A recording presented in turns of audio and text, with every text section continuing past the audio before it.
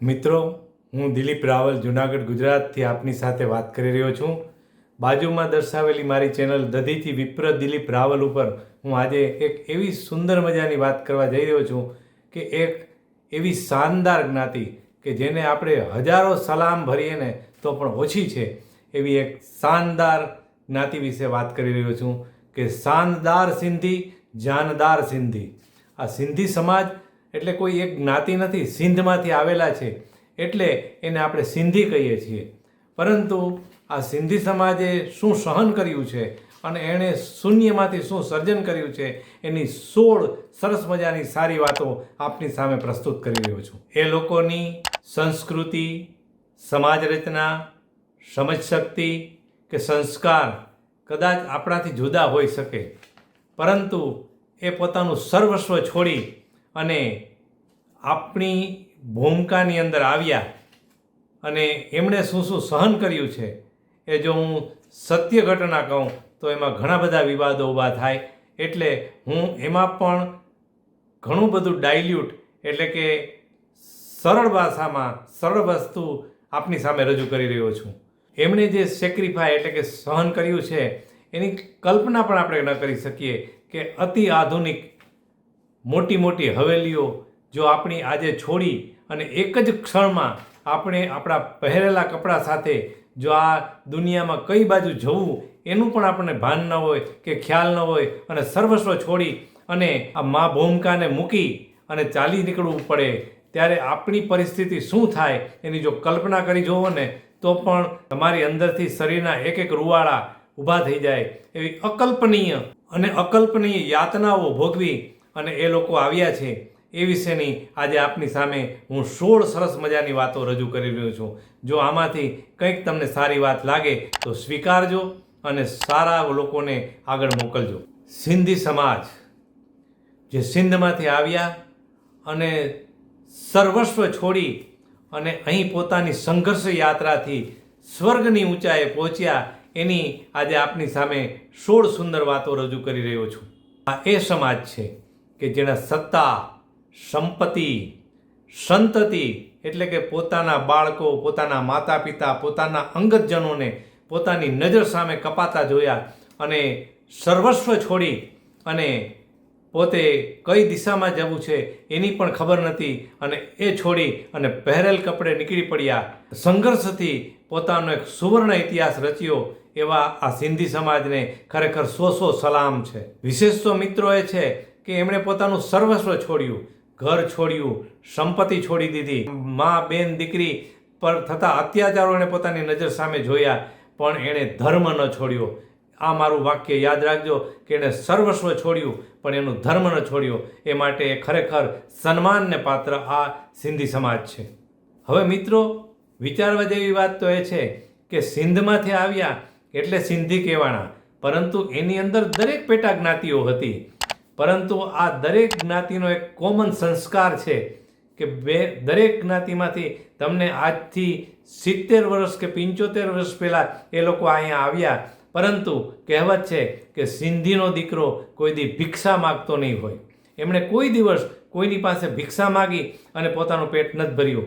આ એક સિંધી સમાજનો એક ઉત્તમ ગુણ ગણી શકાય એમાંનો એક ગુણ છે. મિત્રો, ત્યાંથી સર્વસ્વ છોડીને આવ્યા છે.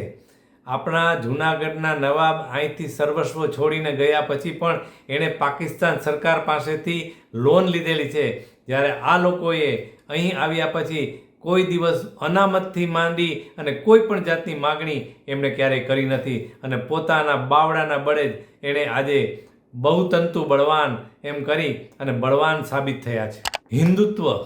હિન્દુત્વની વાતો કરનારા, દિલમાં દીવો પ્રગટાવનારા હજારો વર્ષથી ઘણા બધા લોકો પ્રયત્નો કરી રહ્યા હતા, પરંતુ આ દીવો પ્રગટાવનારા વ્યક્તિઓને પણ આપણે યાદ કરીએ જ છીએ અને એમને પણ સલામ ભરીએ છીએ, પરંતુ આની અંદર આગ લગાડનારો કોઈ વ્યક્તિ હોય ને તો એ વંદનીય શ્રી લાલકૃષ્ણ અડવાણી સાહેબને આ ક્ષણે આપણે યાદ કરવા જોઈએ કે આ સિંધી સમાજના માણસે ખરેખર લોકોની અંદર હિન્દુત્વની આગ લગાડી.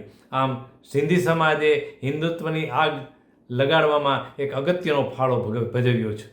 બીજું કે આજના સિંધી જ્ઞાતિની કોઈ વાત કરી અને કોઈ વિવાદમાં પડવા નથી માગતા, પરંતુ ત્યાંથી આવેલા સિંધમાં આવેલા તમામ જ્ઞાતિના લોકોનો એક મુદ્રાલેખ હતો કે સિંધીનો દીકરો કોઈ દિવસ ઉછીના લીધેલા પૈસા કે ઉછીને લીધું કોઈ પણ ઋણ આપ્યા વિના પોતાનો દેહ ક્યારેય છોડતો નહીં. આ એક સિંધમાંથી આવેલા સિંધી લોકોની એક આગવી વિશેષતાઓમાંથી પણ એક વિશેષતા ગણી શકાય.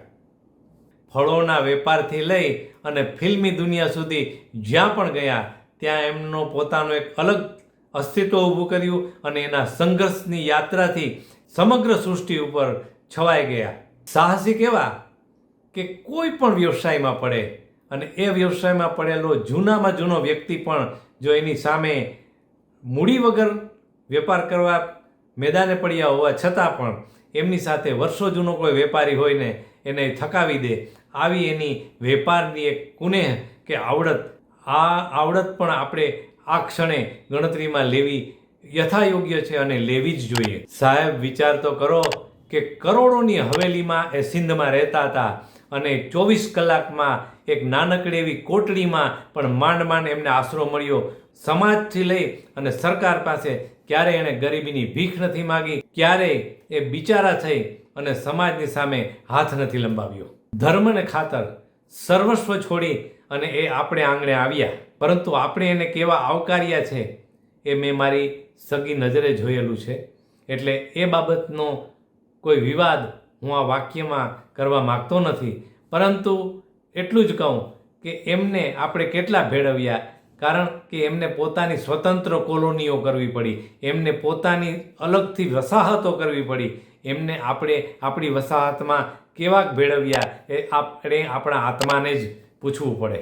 આમ છતાં એ લોકોએ ક્યારેય ફરિયાદ નથી કરી અને એમણે પોતાની આગવી વસાહતો અને પોતાની આગવી કોલોનીઓ બનાવી અને પોતે એક અલગ જ પ્રકારના ઇન્સાન છે એ સાબિત કરી બતાવ્યું. હાર માનવી એ એમની ડિક્શનરીમાં જ નથી, એના શબ્દકોશમાં હાર નામનો શબ્દ જ નથી. એ કોઈ દિવસ થાકતો જ નથી અને થાકે નહીં ને એનું નામ જ સિંધી.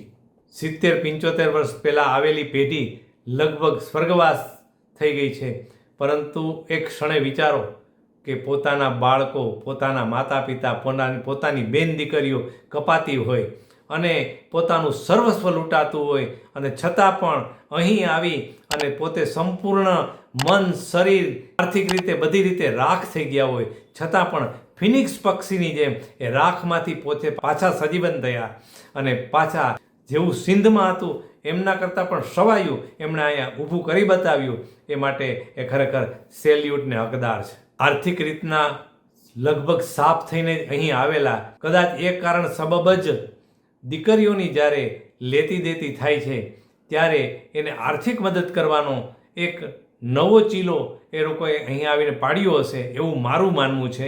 મારી પાસે કોઈ ઇતિહાસ નથી, પરંતુ એ દહેજરૂપી દૂષણ કદાચ આગળ જતા જે મદદની વસ્તુ હતી એ દહેજ સ્વરૂપે આગળ આવી ગઈ હશે અને એ રીતે દીકરીઓના લગ્ન પ્રસંગે આવી પૈસાની લેતી દેતી એકબીજાને મદદ કરવાના આશયથી જ એમણે પોતાના સમાજની અંદર આ શરૂઆત કરી હશે. આજની તારીખે પણ આપણે જોઈએ છીએ કે સિંધી સમાજમાં વડીલોને જે માન સન્માન આપવાની પ્રથા છે એ કદાચ વર્ષોથી ચાલી આવતા એમના સંસ્કારો હશે કે જે કદાચ આપણી કોઈ પણ જ્ઞાતિઓ અથવા તો બહુ ઓછી જ્ઞાતિઓમાં એવા સંસ્કાર હશે કે જે વડીલોમાં, સિંધી જ્ઞાતિના વડીલોને જે સન્માન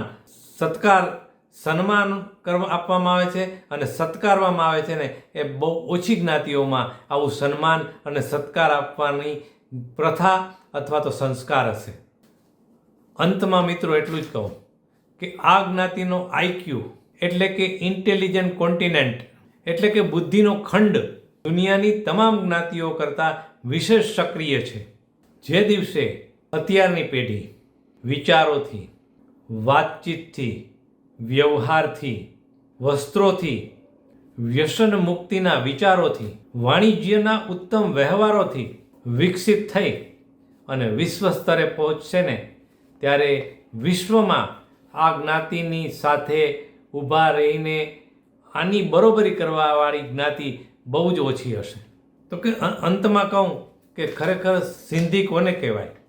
તો કે શૂન્યમાંથી સર્જન કરે તે સાચા સિંધી, ધર્મ માટે ધરા છોડી દે તે સાચા સિંધી, કર્મને જ ભગવાન ગણે તે સાચા સિંધી, રાંકા થઈ અને રડે નહીં ને એ જ સાચા સિંધી, જીરોમાંથી હીરો બને એ જ સાચા સિંધી, અડચણોને અવસર બનાવે એ જ સાચા સિંધી, સામી છાતીએ સંઘર્ષ કરે ને એ જ સાચા સિંધી. આવી સંઘર્ષપૂર્ણ ગાથાઓ રચનારી આ જ્ઞાતિ કે આ સમાજ કે આ સિંધી સમાજને ખરેખર આપણે બે હાથે સેલ્યુટ કરીએ ને તો પણ ખરેખર એને જે આપણે સન્માન આપવું જોઈએ, એણે જે આપણા દેશ માટે જે બલિદાન આપ્યું છે એના માટે થઈ અને આપણે એને જે સન્માન આપવું જોઈએ કે જે સત્કારવા જોઈએ, એ ગમે તેટલા સલામો આપીએ ને તો પણ ખરેખર ઓછું છે. એટલે મારી દ્રષ્ટિએ તો હું મારા આ વિડીયો મારફતે આ સિંધી સમાજને મારી શબ્દોના પુષ્પોથી જે પણ સમર્પણ આપવાનું જે હતું, જે પણ સન્માન આપવાનું હતું એ આપવાનો મેં મારો સૂક્ષ્મ પ્રયાસ કર્યો છે, જે સમગ્ર સિંધી સમાજ સ્વીકારે એવી મારી નમ્ર અપીલ. નમસ્કાર મિત્રો.